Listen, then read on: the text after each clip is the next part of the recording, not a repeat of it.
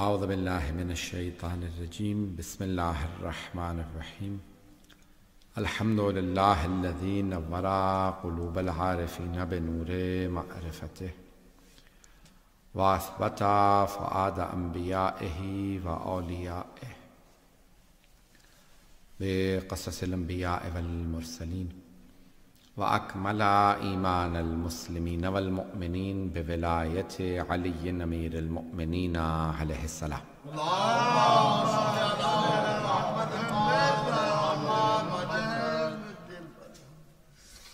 والصلاة والسلام والتحية والإكرام على أفضل الموجودات العبد المؤيد والرسول المسدد المصطفى الأمجد المحمود الأحمد أعني أبا القاسم محمد اللهم صل على محمد وعلى روحه ونفسه وصهره ووسيه سيد الأتقياء والأصفياء مولى الموالي إمام المتقين علي بن أبي طالب اللهم صل على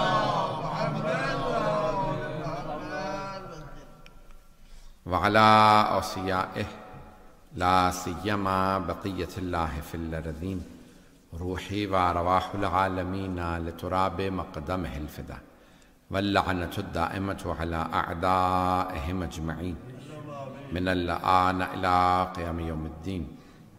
أما بعد فقد قال الله الحكيم في كتابه الكريم بسم الله الرحمن الرحيم قد أفلح المؤمنون الذين هم في صلاتهم خاشعون الذين هم عن اللغو معرضون والذين هم للزكاة فاعلون. صدق الله العلي العظيم. صلى الله عليه وسلم. جناب امیر المؤمنین علی بن ابی طالب علیہ السلام کی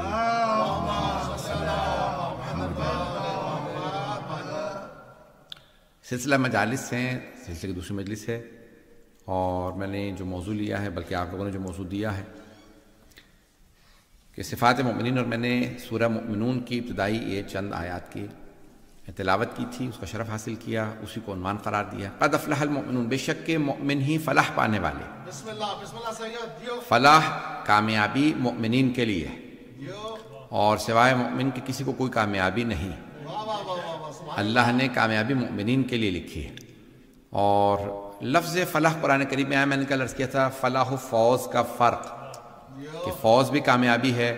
عربی میں بہت سے الفاظ ہیں، نجاح بھی کامیابی ہے، فوز بھی کامیابی ہے، فلاح بھی کامیابی ہے. قرآن کریم کے اندر یہ دو الفاظ زیادہ استعمال ہوئے ہیں. ہم نے کہا کہ زیارات میں بھی آیا ہے لفظ فوز، فَأَفُوزَ فَوْزًا عَظِيمًا، کہ ہم آپ کے ساتھ ہوتے تو ہم بھی کامیاب ہوتے، یعنی کربلا میں ہوتے تو آج بھی جو کربلا کے ساتھ ہے وہی کامیاب ہے. تو جو ائمہ اہل بیت علیہ السلام کے ساتھ ہوگا اسی کے لیے کامیابی ہے، فوز بھی اسی کے لیے ہے، فلاح بھی اسی کے لیے. تو قرآن کریم کے اندر ایک اور لفظ آیا کہ ہم مفلحون، وہی فلاح پانے والے ہیں.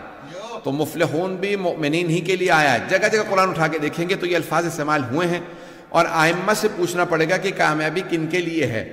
تو میں نے کل جہاں پہ بات کو روکا تھا وہیں سے بات کو آگے بڑھاتے ہوئے کہ سرور کائنات صلی اللہ علیہ وسلم نے فرمایا،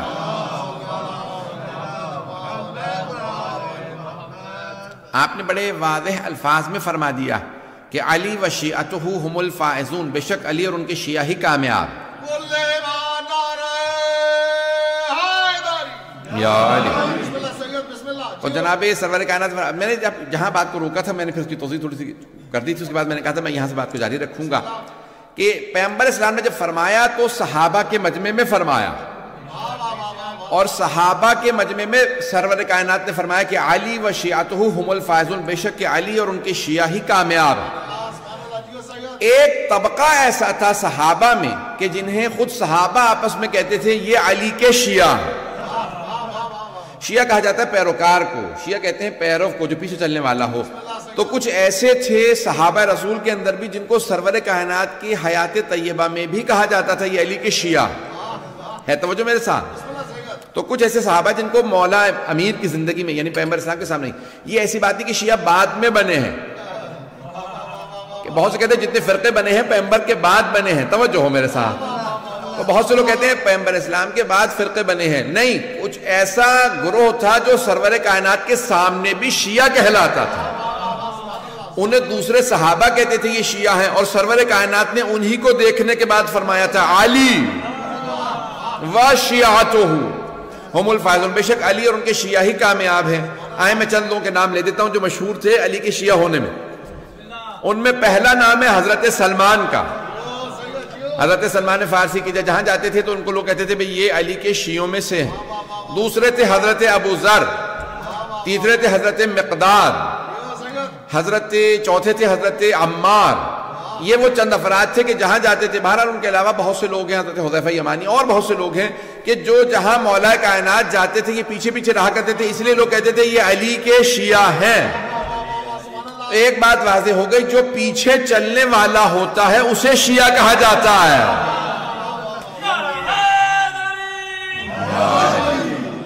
جو پیچھے چلتا ہے اسے شیعہ کہا جاتا ہے، جو آگے بڑھ بڑھ کے ٹوکے روکے اسے شیعہ نہیں کہا جاتا۔ اب کچھ اور نہ کہلوائیے گا، میں اشارہ کر کے آگے بڑھ رہا ہوں۔ تو عزیزان گرامی ایسے بھی تھے جو روکتے تھے۔ بہت سے افراد کو عادت ہوتی ہے امت کی اصلاح کرتے کرتے امام کی اصلاح کرنے لگتے ہیں۔ عزیزان گرامی ہر انسان کو اپنی اوقات معلوم ہونی چاہیے، میری اوقات کیا ہے، میری حیثیت کیا ہے۔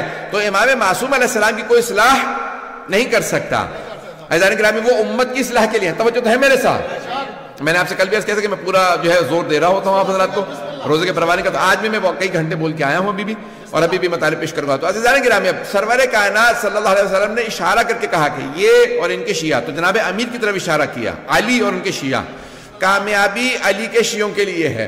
تو مولا کائنات نے بھی اپنی ولادت میں بھی گواہی دی ہے کہ میں سورہ مومن کی تلاوت کی، اور اپنی شہادت پہ بھی کہا فزت ورب الکعبہ، بے شک کہ میں نے جہاں پہ بات کو رکا تھا، اپنے انشاءاللہ پورے بہت سے چہرے نئے نظر آ رہے ہیں انشاءاللہ تعالیٰ، جو جنہوں نے نہیں سنی گے تو بعد میں سن لیجئے گا، یہ میں مطالب کو پیش کروں گا۔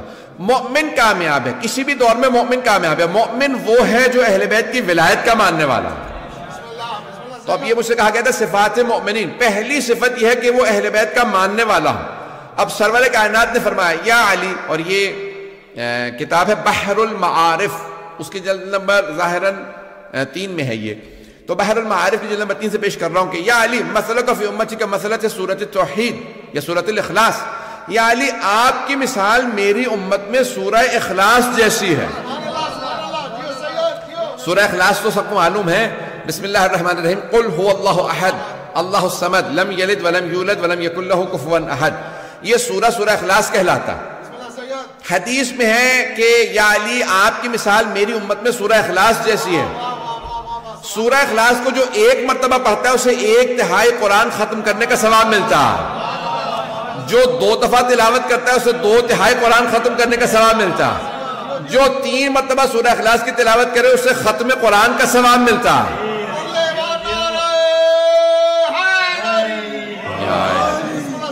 نہیں ابھی مجمع نہیں ہے سارا میرے ساتھ، تو یا علی بھئی پیغمبر اسلام فرما رہے یا علی آپ کی مثال میری امت میں سورہ اخلاص کی مثال ہے۔ سورہ اخلاص کو 3 دفعہ جو پڑھے اسے پورا قرآن ختم کرنے کا ثواب ملتا ہے۔ توجہ، اب پیغمبر اسلام وضاحت کر رہے ہیں یا علی جو آپ کو زبان سے مانے اس کا 1/3 ایمان مکمل، جو زبان سے بھی مانے دل سے بھی مانے اس کا 2/3 ایمان مکمل، جو زبان سے مانے دل سے مانے اور پورے جسم سے آپ کے ساتھ رہے۔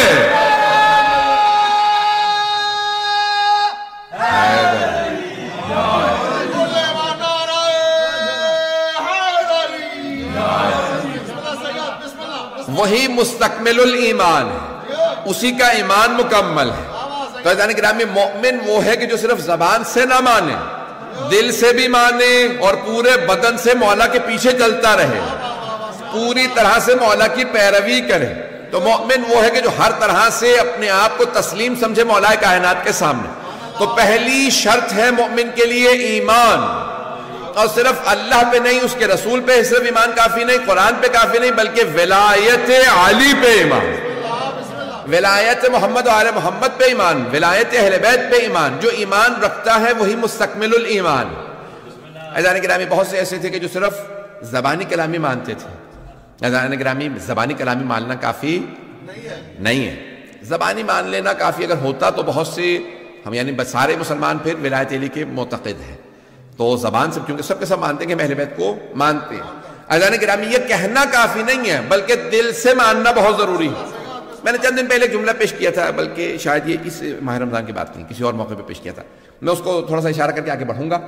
توجہ ہے میرے ساتھ؟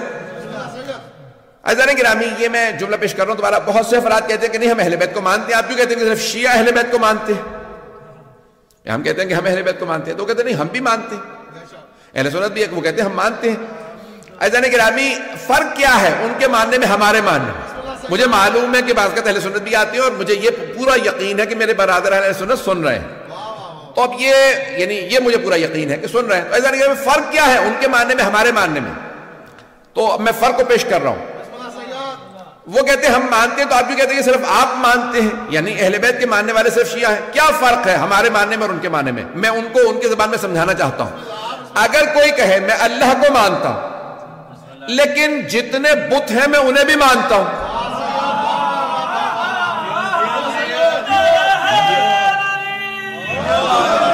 میں سوچ رہا تھا مجھے وضاحت کرنی ہوگی، میں سوچ رہا تھا مجھے وضاحت کرنی پڑے گی. آپ حضرات پہنچ گئے بغیر وضاحت کے. کوئی وضاحت نہیں کروں گا، آگے بڑھ جاؤں گا.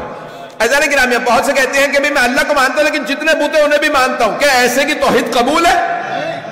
ایسے کی توحید قبول نہیں ہے، کیونکہ وہ خدا کے ساتھ اس کے جو شریک ہیں انہیں بھی مانتا ہے. توحید اس کی قبول ہے جو خدا ہی کو مانتا ہو. عزیزان گرامی دوسرا سوال میرا آپ سے، اگر کوئی کہے میں رسول خدا کو مانتا ہوں لیکن جتنے جھوٹے نبوت کے دعوے ہیں مسیلمہ کذاب سے لے کے آج تک، بہت سو کے نام لینا مشکل ہو جاتا ہے تو جیسے مثال کے طور پہ کسی اور بہت سے لوگوں نے دعویٰ کیا میں بھی نبی میں بھی نبی میں بھی نبی. بات واضح ہو رہی ہے. کوئی آدمی کہ میں رسول خدا کو مانتا ہوں لیکن جتنے جھوٹے نبوت کے دعوے تھے انہیں بھی مانتا ہوں. کیا ایسے کی نبوت کا عقیدہ قبول ہے؟ نہیں قبول. کیوں؟ کیونکہ رسول خدا خاتم النبیین ہے. اگر بات واضح ہو رہی ہو.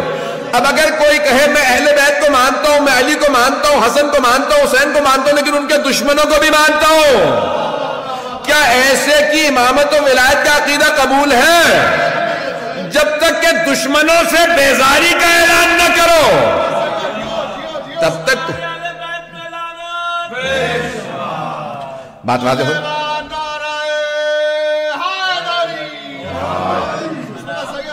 عزیزان گرامی کامیاب وہ ہے کہ جو اہل بیت کو جب مان لے تو پھر دشمنوں کو نہ مانے. اور مشہور روایت ہے کہ کسی نے کہا مولا میں نے آپ کے چھڑے امام علیہ السلام سے کہا مولا میں نے آپ کے جد امیر المومنین کی شان میں 5 یا 6,000 بیت کہے، اشعار کہے ہیں تو 2 بیت سے مل کے ایک شعر بنتا. تو کہا میں نے 5 یا 6,000، میرے سب ذہن میں 5,000 یا 6,000 ہے، روایت میں ایک ہے دونوں نہیں ہے. تو اس نے کہا 5 یا 6,000 میں نے بیت کہے. تو مولا نے کہا کہ اچھا تو یعنی ہمارے جد کو مانتا ہے؟ کہا ہاں مانتا ہوں، تو ان کی شان میں اتنے بیت ہیں. مولا نے کہا ان کے دشمنوں کے متعلق کیا خیال ہے؟ میں اپنے انداز سے پیش کر رہا ہوں. کہا انہیں بھی مانتا ہوں. مولا نے کہا کچھ بھی قبول نہیں ہے. تو کہا اچھا پھر؟ کہا ان کا انکار کر. کہا اچھا انکار کرتا ہوں. امام نے کہا ایک شعر کہے. اس نے ایک شعر کہا. مولا نے کہا یہ تیرا ایک شعر ان 5,000 ابیات سے افضل ہے جب تو دشمنوں سے بیزاری کرے. بات پہنچ رہی ہے عزیزان گرامی؟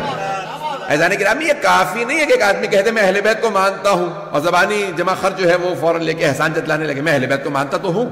عزیزان گرامی ماننے کے لیے ضروری یہ ہے کہ پہلے دشمنوں سے اعلان انسان بیزاری کرے. وَإِلَّا انسان کا عقیدہ ولایت و توحید یہ عقیدہ امامت قبول. میں بھی پڑھنے والا ہوں، اگر چلتے رہیے گا. مجھے اندازہ ہے کہ آج محققان بھی کافی موجود ہے تو اس لیے جو ہے میں انشاءاللہ وقت پہ تمام کروں گا. کل بھی میں انشاءاللہ میں نے وقت پہ تمام کیا تھا تو چلتے رہیے گا میرے ساتھ.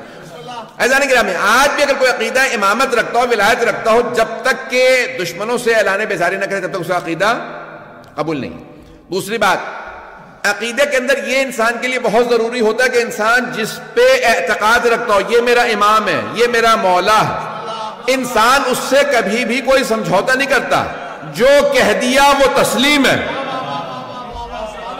امام جو ہے یعنی انسان یہ نہیں کہتا کہ یہ مانوں گا یہ نہیں مانوں گا، سمجھو ہو، یہ مانوں گا یہ نہیں مانوں گا۔ انسان کسی بھی چیز پہ کمپرومائز نہیں کرتا، سمجھوتا نہیں کرتا، جو کچھ امام نے کہہ دیا وہ قبول ہے،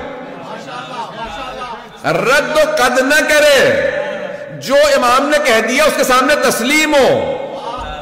عزیزان گرامی، بہت سے افراد امام معصوم علیہ السلام کی حیات طیبہ میں موجود تھے لیکن ٹکرا گئے، کیوں؟ کیونکہ جہاں پہ انہوں نے کمپرومائز کیا، امام علیہ السلام نے کہا یہاں کمپرومائز نہیں ہے، ایک جملہ کہوں گا مجھے نہیں معلوم کتنے لوگ میرا ساتھ دیں گے، اور میں بالکل بھی سمجھوتا نہیں کرتا ہوں، جانتے ہیں امامت کے معاملے کے اندر جتنے مرضی معاملات میرے خلاف بنتے چلے جائیں۔ عزیزان گرامی، امامت کا عقیدہ ایسا عقیدہ ہے کہ جس کے اندر انسان میں بالکل بھی کسی بھی طرح کا انسان نیوٹرل نہیں رہ سکتا، بے طرف نہیں رہ سکتا، یہ نہیں کہہ سکتا کہ میں امام کے ساتھ بھی ہوں اور کسی اور کے ساتھ بھی ہوں، یا امام کے ساتھ ہو یا نہیں ہو۔ امام علیہ السلام نے اجازت نہیں دی ہے، میں نے چند دن پہلے جو وعدہ کیا تھا میں اس کو مکمل کر دوں گا، آج میں نے وہاں پہ مکمل نہیں کیا تھا۔ عزیزان گرامی، مولا کے اگر آپ دیکھیں تو حکمیت کا معاملہ، حکمیت ذہنوں میں ہے نا، ایک ہوتا ہے قاضی، ایک ہوتا ہے حکم۔ حکم یعنی آربیٹریٹر، میں نے اسے نص کیا تھا۔ جنگ ہوئی مولا کی صفین، اور معاویہ کے ساتھ جنگ ہوئی، اور اس کے بعد، اور نام میں جو ہے وہ لوگوں کی تاریخ ہے، میں کوئی ایسی بات نہیں کر رہا ہوں، تو اس لیے معاویہ کے ساتھ جنگ ہوئی، 1.5 سال سے زیادہ جنگ جاری رہی، اور جنگ جب ختم ہوئی تو کہاں پہ ختم ہوئی؟ حکمیت کے معاملے، کہ جہاں جناب مالک اشتر بلایا گیا ان کو، اور پھر آپ کی ہی جو فوج سے لوگ بغاوت کر گئے، جن کو خوارج کہا جاتا ہے، خوارج، انہوں نے کہا کہ ہم جو ہے وہ یہ جنگ نہیں کرتے، کیونکہ سامنے انہوں نے قرآن اٹھا لی ہیں نیزوں پہ۔ آج بھی بہت سے افراد صرف قرآن قرآن قرآن دکھا رہے ہیں اور کہتے ہیں کہ میں اہل بیت کو نہیں مانتے۔ عزیزان گرامی، جہاں پہ بھی کوئی بغیر اہل بیت کے قرآن کو مانے گا وہ قرآن سے بھی گمراہ ہو جائے گا، کیونکہ رسول خدا فرما گئے یہ دونوں ایک دوسرے سے کبھی جدا نہیں ہوں گے، قرآن اور اہل بیت کبھی جدا نہیں ہے۔ عزیزان گرامی، انہوں نے کیا کہ آج ہمارے ہاں تشیع میں بھی میں نے دیکھا کہ بہت سے افراد یہ القاب چلا رہے ہیں کہ وہ جو ہے کہتے ہیں کہ نہیں ہم اہل القرآن ہیں، حدیث کو بھی نہیں مانتے، کسی چیز کو نہیں مانتے، صرف اور صرف قرآن۔ یاد رکھیے گا، جو صرف قرآن کی بات کرے گا وہ لازماً گمراہ ہو جائے گا، اور میں نے ایسے بہت سوں کو دیکھا کہ جو اہل بیت کے راستے کو چھوڑ گئے صرف اور صرف اس لیے کیونکہ وہ کہہ رہے تھے کہ نہیں ہمیں قرآن کافی ہے۔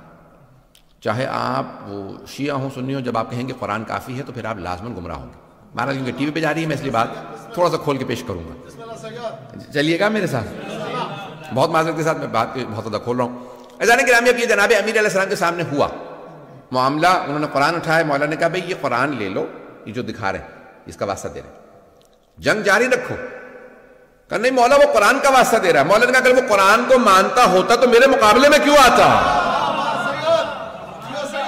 اور مولا نے یہ جملہ فرمایا، کہا ھذا قرآن صامت وانا القرآن الناطق، یہ خاموش قرآن ہے، میں بولتا ہوا قرآن ہوں۔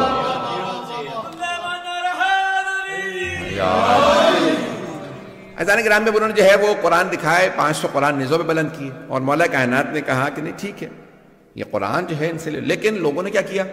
نہیں، مولا کی بات کو نہیں مانا، اور وہ قرآن کریم جو ہے وہ کہا کہ نہیں سامنے قرآن علی آپ معاذ اللہ قرآن کے مقابلے میں آ رہے ہیں، یہ جملہ کہا لوگوں، اور جملہ کہا میں دہراؤں گا استغفر اللہ ربی واتوب الیہ معاذ اللہ من ذالک، لیکن جملہ کہے بغیر میں نہیں رہ سکتا جو انہوں نے کہا تھا خوارج میں، اور میں پہلے سے توبہ کر رہا ہوں، لیکن وہ جملہ دہرانا اس لیے ضروری ہے تاکہ لوگوں کو اندازہ ہو کہ جو اہل بیت کو چھوڑ دیتے ہیں وہ کہاں تک چلے جاتے ہیں۔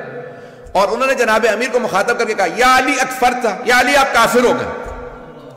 آج بہت سے لوگ کہتے تھے بھی شیعوں کو کافر کہہ رہے ہیں، ابے وہ ہمارے مولا کو بھی کافر کہہ رہے تھے، وہ کہہ رہے تھے یا علی اکفرتا، یا علی آپ کافر ہو گئے، اپنے قرآن سامنے موجود ہے اور آپ نہیں مان رہے، یہ انہوں نے کہا۔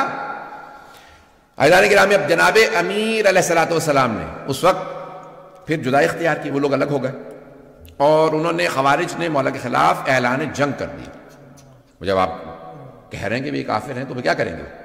کہا کہ ہم علی کے خلاف جہاد کریں گے۔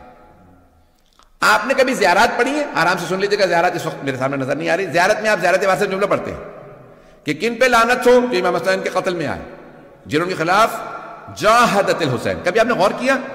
جنہوں نے مولا حسین کے خلاف جہاد کیا ان پہ لعنت ہو.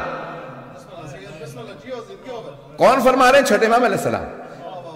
والذین جاہدت الحسین، جنہوں نے امام حسین کے خلاف جہاد کیا. کون؟ یعنی وہ یہ کہہ رہے تھے کہ جو ہم امام حسین کے خلاف لڑ رہے ہیں یہ جہاد ہے. جہاد عبادت ہے. نہیں ہے مجمع میرے ساتھ؟ جہاد عبادت ہے یا نہیں ہے؟ فروع دین میں چھٹے نمبر پہ جہاد ہے. پہلے ہے نماز، روزہ، حج، زکوٰۃ، خمس، جہاد.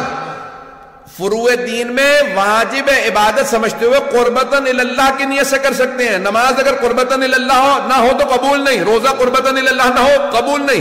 حج قربتاً اللہ نہ ہو قبول نہیں. خمس و زکوٰۃ قربتاً اللہ نہ ہو قبول. جہاد قربتاً اللہ نہ ہو قبول نہیں. پتہ نہیں مجمع ہے یا نہیں؟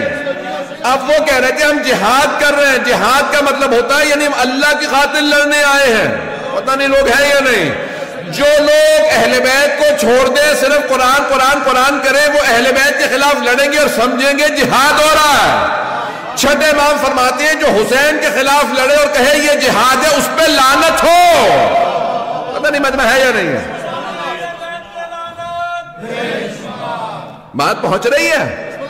یہ آج داعش کو دیکھ کے تعجب نہ کریں.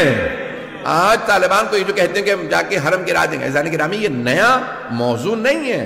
میں تلخ باتیں کہہ رہا ہوں معذرت کے ساتھ. عزیزان گرامی آج بھی اگر ایسے ہوں کہ کہیں کہ ہمیں قرآن کافی ہے، وہ لازماً گمراہ ہوں گے، وہ لازماً اہل بیت کے مقابلے میں آ جائیں. اور انہوں نے کیا کیا جناب امیر کے خلاف؟ میں نے کل فضائل سنایا تھا، لیکن آج میں جو فضائل پیش کر رہا ہوں تھوڑے سے مختلف اینگل سے پیش کر رہا ہوں. جناب امیر کے خلاف انہوں نے بغاوت کا اعلان کر دیا اور نعرہ کیا بلند کیا؟ ان الحکم الا للہ.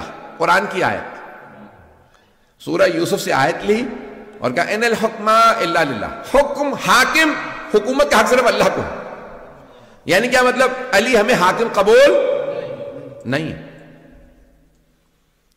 مولا سے کہا مولا وہ قرآن کی آیت پیش کر رہے ہیں آپ کے خلاف.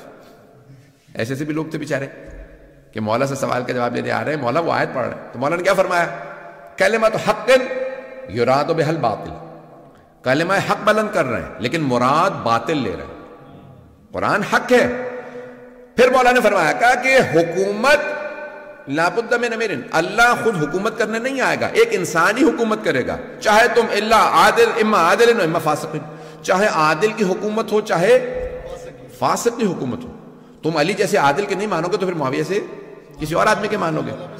عزیزان گرامی جناب امیر علیہ السلام نے وہاں پہ سٹینڈ لیا اور پھر آپ نے فرمایا یہ ایک ایسا فتنہ ہے جو میرے بعد بھی کوئی سے خلاف قیام نہیں کر سکے گا، میں ان کے خلاف قیام کروں گا. اور آپ نے قیام کیا اور آپ نے کہا کہ بھئی لشکر کشی کرو، ہم ان کا مقابلہ کریں گے. تھوڑا سی میں جنگ کو پیش کروں گا جناب امیر علیہ السلام کی. شاید تھوڑا سا ماحول بدل جائے کیونکہ میں تلخ و سخت باتیں کہہ رہا ہوں. یہ ہر دور میں انفارچونیٹلی افسوس کے ساتھ کہنا پڑتا ہے، یہ ہر دور میں ایسا آپ کو مل جائے گا کہ ایسے لوگ آج بھی، داعش دیکھ لیں، ایسے بہت سے لوگ ہیں جو بغاوت کریں گے اور آخری زمانے میں بھی ایسا ہوگا. بعد میں امام خلاف بھی بہت سے کلمہ گو ہوں گے اور وہ یہ کہیں گے کہ ہم جہاد کر رہے ہیں. معاذ اللہ آج یہ لوگ مسجدوں میں امام بارگاہوں کے اندر آ کے بم رکھتے ہیں اور کہتے ہیں ہم جہاد کر رہے ہیں. اور چھٹے امام فرما گئے کہ ایسے جہاد کرنے والوں پہ بھی لعنت ہو. آئیں ذرا چلیے گا میرے ساتھ عزیزان گرامی. زیادہ تلخ تو نہیں ہو رہا ہوں، 5 سے 10 منٹ کی زحمت دوں گا. عزیزان گرامی مولا کائنات نے ایک مرتبہ ان کے خلاف جنگ کا اعلان کیا. اس کو جنگ کو کہا جاتا ہے نہروان. اور مولا کے چاہنے والے تھے حضرت عبداللہ ابن خباب ابن ارت. میں نے کسی مقام پہ بیان کیا تھا، یہاں نہیں پڑھا کبھی بلکہ زیارات پہ ہی پڑھا. وہ ان کی اہلیہ جو ہیں وہ حاملہ تھیں اور وہ ان کو لے کے آ رہے تھے کوفے وضع حمل کے لیے. راستے میں خوارج نے روک لیا. لمبی لمبی داڑیاں، سجدوں کے نشان، قاری قرآن سب تلاوت کر رہے تھے. اتنے مقدس ظاہری طور پہ کہ ان میں سے ایک آدمی نے کھجور زمین سے اٹھا لیا کہ گرا ہوا کھجور ہے، منہ میں رکھا. دوسرے نے کہا تمہیں پتا یہ باغ کس کا ہے؟ کہا نہیں. کہا تم نے بغیر اجازت کے تم نے کھجور کھا لیا؟ اس نے واپس نکال کے وہیں زمین پہ رکھ دیا. کہا پروردگارہ مجھے معاف کر دے، میں نے کھجور بغیر مالک کے پوچھے کھا لیا تھا، مجھے معاف کر دے. اس کا مطلب ہے کبھی بھی لوگوں کے لمبے سجدوں سے، لمبی داڑھیوں سے، ظاہری تقدس سے دھوکہ نہ کھانا۔ اگر اہل بیت کو نہیں مانتے تو جتنا مرضی اپنے آپ کو مقدس دکھاتا رہے، وہ پھر بھی فاسق ہے۔ پتہ نہیں بات پہنچ رہی نہیں پہنچ رہی۔ اب کیا کیا اس نے کھجور واپس رکھ دیا۔ اس نے کہا یہ کھجور میں نے بغیر، پروردگارا مجھے معاف کر دے، یہ کھجور میں نے اٹھا لیا تھا۔ اتنے میں حضرت عبداللہ ابن خباب ابن ارت آ رہے ہیں اپنی زوجہ کے ساتھ۔ اپنی زوجہ کو انہوں نے سوار کرا رکھا ہے خچر کے اوپر اور لے کے جا رہے ہیں کوفے۔ انہوں نے روکا، کہا بھی بتاؤ تم علی کے چاہنے والے ہو، علی کے ساتھ ہو یا ہمارے ساتھ؟ اور اس نے کہا کہ نہیں، میں علی کے ساتھ نہیں ہوں۔ حضرت وہ چاہنے والے تھے۔ اب وہ بہرحال اب بیچاری ان کی زوجہ بھی اور وہ بھی دونوں شیعہ عجیب و غریب کیفیت۔ تو کہا کہ بھئی میں کوفے جا رہا ہوں، مجھے کیا مطلب ہے آپ کی کوئی سیاسی کو معاملہ ہوگا؟ کہا نہیں، آپ تم بتاؤ کہ تم علی کے چاہنے والے ہو یا نہیں؟ انہوں نے کہا نہیں، میں علی کے چاہنے والا نہیں ہوں۔ تقیہ میں انہوں نے کہا میں تقیہ میں چاہنے والا نہیں ہوں۔ انہوں نے کہا اچھا اگر تم علی کو نہیں چاہتے تو پھر معاذ اللہ استغفر اللہ تعالی علی پہ لعنت کرو۔ اس نے کہا مانتا نہیں ہوں لیکن لعنت نہیں کروں گا۔ میں لعنت نہیں کروں گا۔ کہا کیوں؟ اگر نہیں مانتے تو پھر لعنت؟ کہا نہیں، وہ داماد پیغمبر تو ہے۔ اب وہ بہرحال سمجھ گئے، انہوں نے کہا نہیں یہ شیعہ یہ چھپا رہا۔ انہوں نے کہا کہ نہیں تم لعنت کر، نہیں بیوی سے کہو نہیں۔ انہوں نے کہا ٹھیک ہے ان کو قتل کر دو۔ انہوں نے ان کا سر کاٹا اور زمین پہ رکھا۔ پھر ان کی اہلیہ سے کہا، انہوں نے کہا نہیں میں بھی ماننے والی نہیں۔ انہوں نے ان کو مارا، پھر ان کا شکم چاک کیا اور بچے کو نکالا، بچے کا گلا کاٹا اور ان کے باپ کے ساتھ رکھا۔ کہا کیوں؟ کہا کہ یہ شیعہ ہیں۔ عزیزان گرامی یہ آپ یہ آج نہ سوچیں، بہت سے ہمارے اپنے شیعہ کہنے لگ گئے تھے شاید کربلا میں اور ائمہ علیہ السلام پہ اتنے مظالم نہ ہوئے ہوں، اتنے مصائب نہ ہوئے ہوں۔ جب آج لوگوں نے داعش کو دیکھا تو پھر مانا ہاں اتنے مظالم ہوئے ہوں۔ پتہ نہیں بات پہنچ رہی یا نہیں پہنچ رہی۔ عزیزان گرامی انہوں نے اتنا مولا علی علیہ السلام نے ان کا ذکر کیا۔ پھر حضرت کمیل کی جہاں پہ قبر ہے آج، وہاں پہ ان کو دفنایا گیا لا کے۔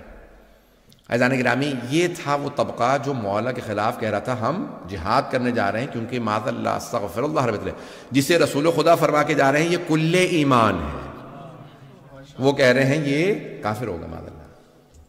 یہ بتانا کیوں ضروری ہے؟ تاکہ آپ لوگ اویئر رہیں کہ تاریخ اتنی تلخ ہے اور آپ کو پتہ ہو کہ ہم اگر کسی پہ تبرہ کر رہے ہیں یا ہمارے بہت سے برادر ہیں سن رہے ہیں تو وہ پوچھتے ہیں کہ نہیں کیوں آج اب گزر گیا معاملہ، تلک امت قد خلت۔ ایک صاحب نے مجھے آیت بھی سنائی، انہوں نے کہا میں حافظ قرآن ہوں مولانا، میں آپ کو بہت زیادہ شوق سے سنتا ہوں، تو انہوں نے مجھے آیت سنائی بیچارے نے، بڑی محبت میں سنائی، میں بھی سن رہے ہوں گے، ابھی بھی سن رہے ہوں گے، میں یعنی مجھے ان سے کوئی دشمنی نہیں ہے۔ تو ان کا آیت ہے تلک امت قد خلت لہا ما کسبت ولکم ما کسبتم۔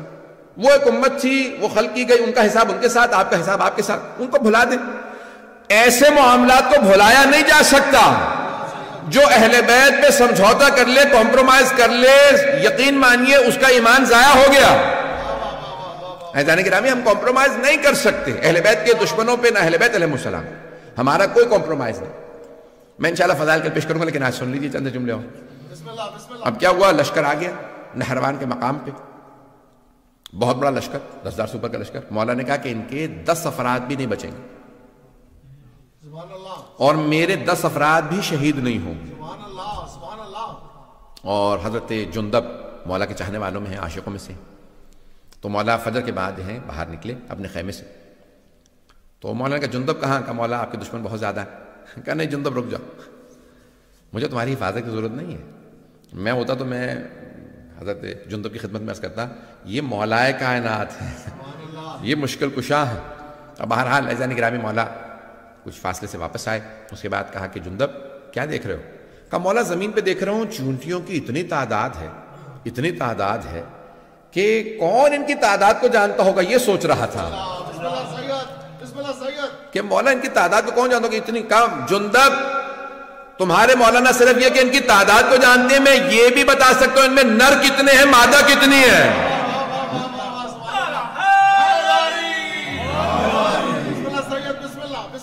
معذرت کے ساتھ کئی مرتبہ چیزیں ہو جاتی تو انسان کا موڈ ویسا بنتا ہے، اس حساب سے انسان پیش کرتا ہے مطالب کو۔ تو آج میں نے تلخ انداز سے پیش کیا، انشاءاللہ کل میں فضائل کے انداز سے پیش کر دوں گا۔ عزیزان گرامی مولا کائنات کی پھر ایک مرتبہ جنگ شروع ہوئی اور مولا نے بتایا کہ کتنے لوگ آ رہے ہیں، اور جناب جندب کو کہا کہ جندب یہ جو پہاڑ دیکھ رہے ہو سامنے، اس کے پیچھے ایک لشکر آ رہا ہے، وہ بھی آئیں گے حملہ کریں گے، وہی خوارج ہیں، وہی نہروان کے اس مقام پہ آئیں گے، مجھ سے بھی مقابلہ کریں گے، اور ان میں سے 7 افراد فرار کریں گے، 3 افراد کے ساتھ بھاگ جائیں گے۔ انہی میں سے فرار کرنے والوں میں سے ایک کا نام تھا عبد الرحمن ابن ملجم،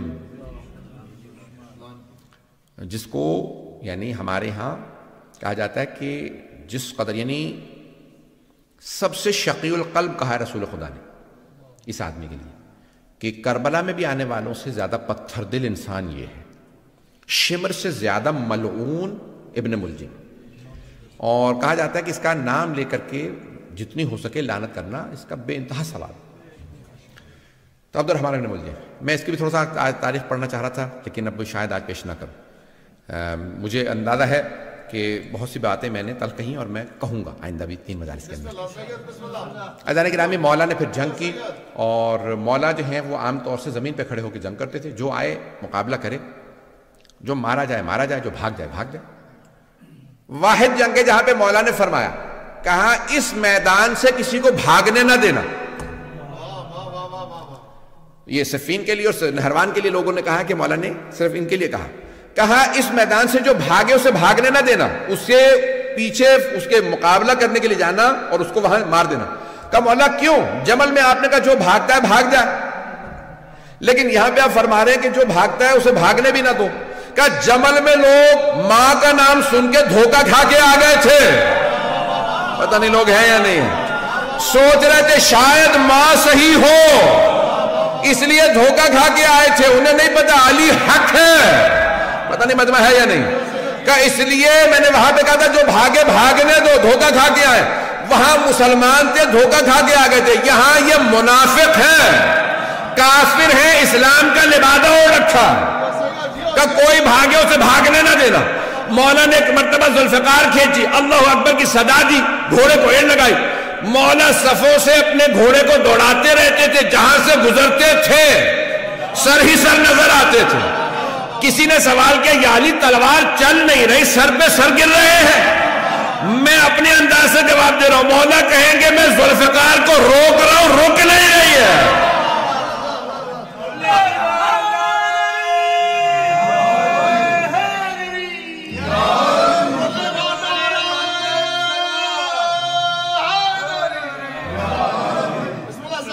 فضائل انشاءاللہ کل۔ عزیزان گرامی، آج مطالب جو پیش کرنا تھا میں نے کر دی، بس ایک سن لیجئے۔ مولا نے وہاں پہ مقابلہ کیا اور بھاگنے میں صرف چند افراد ہی کامیاب ہوئے، باقی سب کو مار دیا۔ مولا نے کہا کیوں؟ یہ ایسا فتنہ ہے، یہ جہاں جائیں گے کفر پھیلائیں گے۔ اگر وہ چند افراد بھی جو بچے تھے آج اگر آپ کو داعش نظر آ رہے ہیں تو سمجھ لیں انہی کی تبلیغ کا اثر ہے۔ بات پہنچ گئی ہے عزیزان گرامی، بکلیئر ہوئی ہے۔ یہ جو بھی اہل بیت کے خلاف خروج کرتا ہے چاہے کسی دور میں کرے، وہ کہتا ہے میں جا کے جنت البقیع ڈھاؤں گا، میں سامرہ پہ حملہ کروں گا، یہ جو بھی ہے اس کا مطلب ہے یہ خارجی ہے، یہ خروج کر رہا ہے امام کے خلاف۔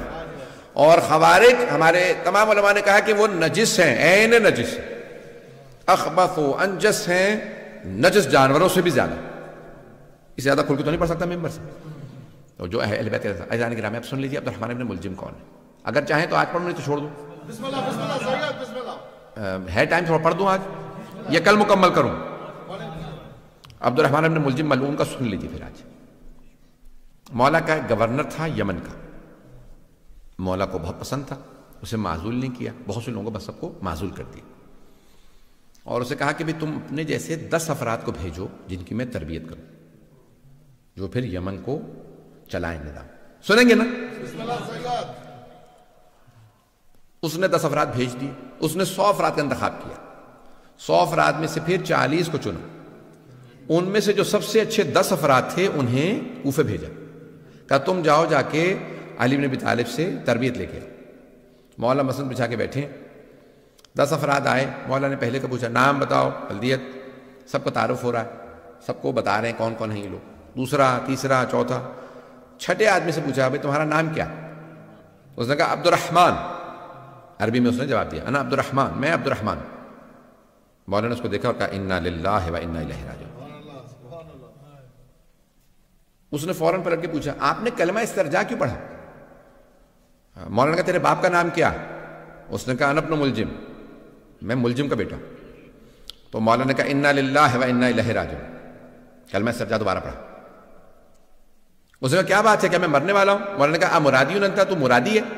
عبد الرحمن بن ملجم مرادی قبیلے سے تھا، مراد۔ اس نے کہا کہ ہاں۔ مولانا نے پھر کہا انا للہ و انا الیہ راجعون۔ کہا کیا بات ہے، آپ بار بار کلمہ استرجاع کیوں پڑھ رہے ہیں؟ کیا میں مرنے والا ہوں؟ مولانا نے کہا نہیں، تو میرا قاتل ہے۔ اس نے کہا قاتل نہیں ہوں، میں تو آپ کا چاہنے والا ہوں۔ مولانا نے کہا نہیں، تو میرا قاتل ہے، میں تجھے ابھی سے وارننگ دے رہا ہوں، تجھے تحدید کر رہا ہوں، تو جہنم میں جائے گا اپنے اس گناہ کی وجہ سے، اور وہ لعنت ہوگی، تو جہنم کے اس گڑھے کے اندر جائے گا کہ جہاں کوئی نہیں ہوگا۔ اس نے کہا نہیں، کیسے ہو سکتا ہے میں آپ کو مار دوں؟ مولانا نے کہا میں تجھے بتا رہا ہوں ابھی، تو قاتل ہے میرا۔ ایک مرتبہ اس نے کہا کہ بھئی کیسے ہو سکتا ہے، آپ مجھے مار دیں، ابھی مار لیجئے۔ مولانا نے کہا کس جرم میں، جو تو نے ابھی کیا نہیں؟ اسلام میں جرم سے پہلے سزا نہیں ہے، جرم کے بعد سزا ملتی ہے۔ تو نے بھی جرم نہیں کیا، لیکن میں تجھے ابھی سے وارننگ دے رہا ہوں۔ اب اسے اندازہ نہیں، آہستہ آہستہ وہ ایک فاحشہ کا جو ہے وہ عاشق ہو گیا۔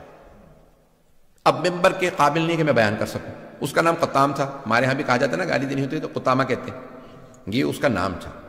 اس نے بھی شرط رکھی، اور وہ بھی مولا کی دشمنوں میں سے تھی اور ملعونہ تھی، اور بہرحال کہ بھی میں شادی کروں گی، لیکن مجھے ایک کنیز چاہیے، 5000 دینار چاہیے، اور علی بن ابی طالب کا سر چاہیے۔ الوقائع والحوادث میں اس روایت کو لکھا۔ کچھ لوگوں نے کہا ہے معاویہ سے بھی لنکس تھے، اور بہرحال اہل بیت کے قتل کے اندر آپ کو پتہ بنو امیہ کا ہمیشہ کردار رہا ہے۔ بنو امیہ نے بڑا منفی کردار ادا کیا، اہل بیت کے خلاف جو سب سے بدترین جو دشمن اہل بیت کے گزرے ہیں اور اب تک ہیں وہ بنو امیہ۔ اب وقت تمام ہو گیا، میں تفصیل میں نہیں جا سکتا۔ اور پھر اس نے کہا کہ نہیں میں ایسا نہیں کر سکتا، اور پھر آہستہ آہستہ کہا کہ ٹھیک ہے میں ایسا کروں گا۔ اور کیا کیا اس نے؟ یہ گیا خانہ کعبہ میں، غلاف خانہ کعبہ پکڑ کے اس نے قسم کھائی کہ میں علی کا قتل کروں گا۔ آج آپ دیکھتے ہیں بہت سے کہ یہ اپنے آپ کو کہتے ہیں خادم الحرمین شریفین، پتہ نہیں لوگ ہیں یا نہیں۔ بہت سے لوگ دھوکہ کھا جاتے ہیں، وہ حرم کے خادم ہیں اور آپ ان کو برا کہہ رہے ہیں۔ بھئی ہم آپ کو تاریخ میں ایسے بہت سے کردار پیش کر سکتے ہیں جو خانہ کعبہ کا غلاف پکڑ کے قسم کھاتے ہیں کہ میں رسول خدا کے بھائی علی بن ابی طالب کا قتل کروں گا۔ یہ میں کیوں پیش کر رہا ہوں؟ یہ قابل توجہ باتیں، آج یہ قابل غور ہیں۔ یہ آج دھوکہ نہ کھائیں لوگوں کے بڑے بڑے ٹائٹلوں سے، اتنے بڑے بڑے انہوں نے اپنے آپ کو ٹائٹل دے رکھے۔ میں حرمین کا، مکہ مدینہ کا خادم ہوں، جنت البقیع ڈھا دے تب بھی لوگ ان کو لعنت نہیں کرتے۔ رسول خدا کی بیٹی کا حرم گرا دیں، لوگ کہتے ہیں کہ لعنت نہیں کر سکتے۔ آپ سوچ سکتے ہیں کوئی آدمی؟ 4 معصوم اماموں کی قبریں ڈھا دی۔ ازواج رسول کے ماننے والے کہاں ہیں آج، جو کہتے ہیں امہات المومنین کو مانتے ہیں؟ 9 امہات المومنین کی قبریں ڈھا دی۔ کوئی بولنے کے لیے تیار کہتے ہیں نہیں لعنت نہیں کریں، حرمین کے خادم ہیں، مکہ مدینہ کے خادم ہیں۔ یہ آل سعود کا کردار ہے آپ کے سامنے۔ میں بہت معذرت، بہت تلخ میں نے پیش کیا، مکمل کر رہا، ختم تمام۔ عزیزان گرامی، اس نے کیا کہا؟ اس نے کہا میں کیا کروں گا؟ حرم میں خانہ کعبہ کا پردہ غلاف پکڑ کے قسم کھائی میں علی کا قتل کروں۔ کب؟ شب قدر میں۔ کہاں پہ؟ مسجد کے اندر، مقدس جگہ پہ، مقدس رات میں مقدس ترین ہستی کا قتل کرنے آ رہا ہے۔ کیا سمجھ کے؟ عبادت سمجھ کے۔ کیا اس زمانے میں ایسے لوگوں پہ لعنت تھی تو آج ایسے لوگوں پہ لعنت نہیں؟ پتہ نہیں میں نے پیش کیا یا نہیں پیش کیا۔ یہ آج امام بارگاہوں میں، مساجد میں وہ کہتے ہیں میں عبادت کر رہا ہوں، میں شیعوں کو مارنے جا رہا ہوں، میں سامرہ کا حرم گرا رہا ہوں، میں عبادت کر رہا ہوں۔ عزیزان گرامی، اسی لیے ہم کہتے ہیں کھولو آنکھیں، دماغ کھولو، کان کھولو۔ ایسے اگر لوگوں کو تم تاریخ میں، آج ایسے لوگ ہیں، اور پاکستان میں کب کہا؟ جب خود کے حملے شروع ہوئے پاکستان میں، کہا نہیں یہ ملعون ہے۔ عزیزان گرامی، اگر پاکستان میں حملہ ہو تو ملعون ہے، دوسرے ملکوں کے اندر حملہ ہو تو ملعون نہیں ہے؟ عراق میں حملہ ہو تو ملعون نہیں ہے؟ شام میں جناب زینب کے حرم پہ حملہ کرے تو ملعون نہیں ہے ایسے لوگ؟ اور اگر تاریخ میں علی پہ حملہ کرے تو ایسے آدمی ملعون نہیں ہے؟ میں یہ سخت ترین جملے کہیں، میں بہت معذرت، لیکن میں کہنے پہ مجبور ہوں، آج یہ پڑھنے پہ مجبور ہوں، ایسے حالات ہیں۔ اگر میں نہیں کھولوں گا تو کوئی اور نہیں بولے گا۔ عزیزان گرامی، یہ تاریخ کے وہ کردار ہیں کہ جن پہ تاریخ میں بھی لعنت تھی، آج بھی لعنت ہے۔ اللہ ان لوگوں پہ لعنت بھیجتا ہے، اس کا رسول ان پہ لعنت بھیجتا ہے، ملائکہ لعنت بھیجتے ہیں، قیامت تک کے لیے ایسے لوگوں پہ لعنت ہے۔ اور جو ان پہ لعنت نہیں بھیجتے ان کا کیا حال ہونا چاہیے؟ ان پہ لعنت نہیں ہونی چاہیے؟ اگر تو وہ نہیں سمجھتے تو معاف ہے، اور اگر سمجھتے ہیں اور لعنت نہیں بھیجتے تو ان پہ بھی لعنت ہے۔ آپ کہیں گے آج مولانا بہت غصے میں میں یقین مانیے کہ جتنا پیش کر رہا ہوں بڑی ذمہ داری سے پڑھ رہا ہوں۔ جو اہل بیت علیہ السلام کے مقابلے میں آئے، وہ کسی بھی زمانے میں ہو، کوئی بھی ہو، تو اس پہ عزیزان گرامی صبح و شام لعنت ہے، اور اللہ نے ایسے لوگوں پہ لعنت بھیجی۔ اور اگر میں ایک جملہ پیش کر رہا ہوں، وَمَن يَقْتُلْ مُؤْمِنًا مُتَعَمِّدًا فَجَزَاؤُهُ جَهَنَّمُ خَالِدِينَ فِيهَا وَلَعَنَهُ اللَّهُ وَغَضِبَ اللَّهُ عَلَيْهِ وَلَعَنَهُ وَأَعَدَّ لَهُ عَذَابًا عَظِيمًا۔ یہ اللہ نے قرآن میں آیت کی نازل، سورہ نساء آیت نمبر 93 4 سورہ۔ اللہ کہتا ہے جو کسی مؤمن کو جانتے بوجھتے ہوئے عمدن قتل کر دے تو اس کی سزا یہ ہے وہ جہنم میں جائے گا، اللہ اس پہ ناراض ہوگا، اللہ اس پہ لعنت کرے گا اور اس کو ہمیشہ عذاب میں رکھے گا۔ عام مومن کو مار دے تو اللہ فرما رہا ہے جہنم میں جائے گا، اور اگر کوئی امیر المؤمنین کا قاتل ہو۔ آج مسلمان کہتے ہیں کہ یہ سوچنا پڑے گا لعنت کر سکتے ہیں نہیں، قرآن کی آیت کو تو نہ انکار کرو۔ میں نے تمام کر دیا، مختصر سے مصائب سن لیجئے۔ میں نے کہاں پہ روکا تھا؟ آئیں ذرا میرے ساتھ چلیے گا، جہاں میں نے کل بات کو روکا تھا مصائب کو، وہیں سے مصائب کو جاری رکھوں گا۔ امیر المؤمنین، اگر کبھی لوگوں نے جناب سیدہ کے در پہ آگ نہ لگائی ہوتی تو پھر کربلا کے خیمے کوئی جلانے نہ آتا۔ یہ کربلا کے خیمے کس نے جلائے ہیں؟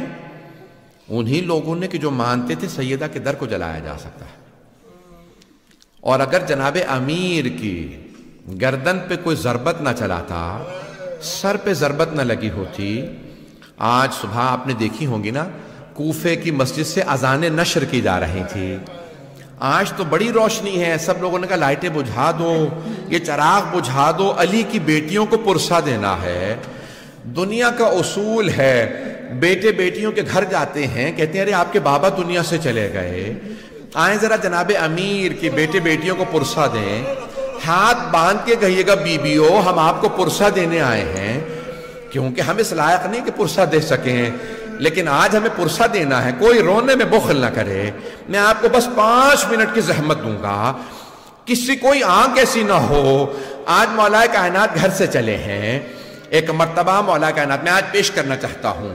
میں نے کل پیش کیا تھا، مولا کو بیٹیوں سے بڑی محبت تھی، بیٹیوں کو مولا نے بلا لیا۔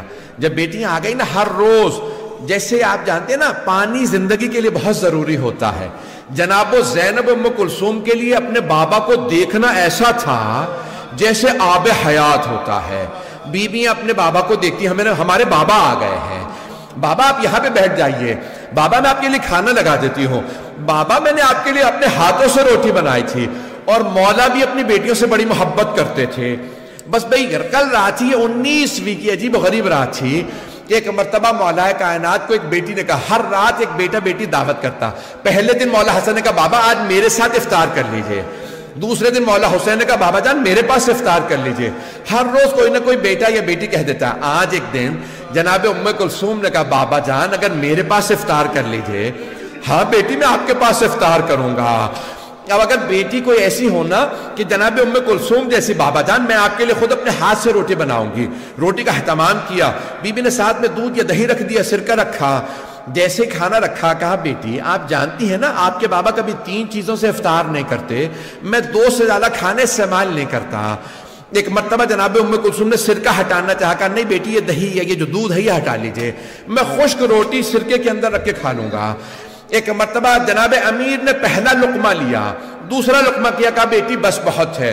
کہا بابا جان کیا بات ہے آپ کھانا افطار کیوں نہیں کر رہے؟ کہا بیٹی میں خدا کی بارگاہ میں خالی پیٹ جانا چاہتا ہوں، شاید مولا کو پتا میرے بیٹے پیاسے بھوکے ذبح کیے جائیں گے، کہ میں خدا کی بارگاہ میں خالی پیٹ جانا چاہتا ہوں، اجرکم اللہ، خالی پیٹ جانا چاہتا ہوں۔ ایک مرتبہ جناب ام کلثوم کے آنسو بہنے لگے، بابا خدا کی بارگاہ میں جانے کی باتیں کر رہے ہیں، اگر پردیس ہو، زینب ام کلثوم جیسی بیٹیاں ہو، یہ پتہ چلے بابا جانے والے ہیں، بیٹیاں تڑپنے لگتی ہیں۔ جناب ام کلثوم نے بہنوں کو بتایا ہوگا، بابا فرما رہے میں خدا کی بارگاہ میں خالی پیٹ جانا چاہتا ہوں، اجرکم اللہ۔ ساری بیٹیاں تڑپنے لگی، میرے مولا نے آواز دی، بیٹا حسن آپ بھائیوں کو لیجئے کوفے کے دروازوں کی حفاظت کریں۔ کہا بابا جیسا آپ کو حکم، لیکن آج ہماری باری نہیں ہے۔ کہا بیٹا میں بھی جانتا ہوں لیکن چلے جائیے۔ جانتے ہیں کیوں؟ مولا نہیں چاہتے تھے کوئی بیٹوں کے سامنے باپ پہ تلوار اٹھائے، کوئی باپ نہیں چاہتا مجھے بیٹوں کے سامنے مارا جائے۔ میں ہاتھ جوڑ کے کہوں گا مولا ذرا کربلا کے دیکھے، ایک چھوٹی سی بیٹی کے سامنے باپ کے گلے پہ خنجر چل رہا ہے۔ اجرکم اللہ، اجرکم اللہ۔ یا علی میں بھی پڑھوں گا، 2 منٹ کی بس زحمت دوں گا۔ ایک مرتبہ مولا علی نے ایک مرتبہ کہا میرے سارے بیٹے کوفے کے دروازوں کی حفاظت کے لیے چلے جائیں۔ آخری جملے سن لیجئے، مولا نے بیٹیوں سے کہا بیٹیوں الوداع۔ ساری بیٹیاں صحن میں نکل آئی۔ بابا یہ کیا حالت بنا رکھی ہے؟ میرے مولا صحن میں آئے، مرغابیوں نے راستہ روک لیا، مولا کی عبا میں چونچوں کو ڈالا۔ اب جناب زینب سے رہا نہیں گیا، کہا بابا کبھی آج تک ہم نے یہ حالت نہیں دیکھی، یہ مرغابیاں، یہ بطخیں، یہ پرندے آپ کا راستہ نہیں روکتے۔ میرے مولا نے مڑ کے بیٹیوں کو دیکھا، پھر ایک جملہ کہا کہ انہن نواہی، یہ میرا نوحہ پڑھ رہی ہے، انہیں پتہ ہے بلی چل کے نہیں آئیں گے۔ پرندوں کو پہلے پتہ چل جاتا ہے۔ ایک مرتبہ میرے مولا نے خدا حافظ کیا، پھر ایک جملہ کہا زینب میرے بیٹوں سے کہنا انہیں اگر وقت پہ دانا پانی نہ دے سکے آزاد کر دے۔ میں ہاتھ جوڑ کے کہوں گا مولا آپ سے جانوروں پرندوں کا بھوکا پیاسا رہنا برداشت نہیں، انہیں بھوکا نہ رکھنا۔ مولا جب کربلا میں آپ کی پوتیوں نے رو کے کہا ہوگا دادا ہم پیاسے ہیں،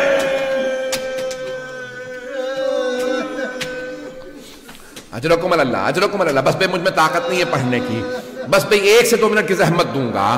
بس بھئی آخری جملے سن لیجئے۔ میرے مولا چلے آئے اور آنے کے بعد گلدستہ اذان میں مولا نے خود اذان دی، کہا اللہ اکبر۔ بیٹیوں کے کانوں میں آواز آئی، ایک بیٹی نے رو کے کہا بابا کی آواز میں کتنا درد ہے۔ بیٹیاں رونے لگی، وہاں بیٹوں نے اذان سنی، کسی نے کہا بابا خود اذان دے رہے، کہا ہاں۔ مولا حسن نے کہا ایک مرتبہ مولا نے اذان دی گلدستہ اذان میں مینارے میں، آخری جملے میرے مولا اترے۔ ایک مرتبہ میں مینار سے اترے، آئے دیکھا کہ ایک آدمی الٹا سو رہا ہے۔ امام نے کہا ابن ملجم میں اپنے کام سے جا رہا ہوں، تو اپنے کام سے اٹھ۔ ایک مرتبہ مولا محراب میں گئے، نافلہ فجر شروع کی، اللہ اکبر، مولا نے نماز شروع کی۔ ابن ملجم ملعون نے تلوار زہر میں بجھا رکھی تھی، تلوار نکالی، ہاتھ کانپنے لگے، شیر خدا کا روپ تھا، گردن پہ مارنا چاہتا تھا، سر میں تلوار لگی۔ میرے مولا کا سر شگافتہ ہوا، ایک مرتبہ بیٹھے، کہا بسم اللہ و باللہ وعلا ملت رسول اللہ فزتو برب الکعبہ۔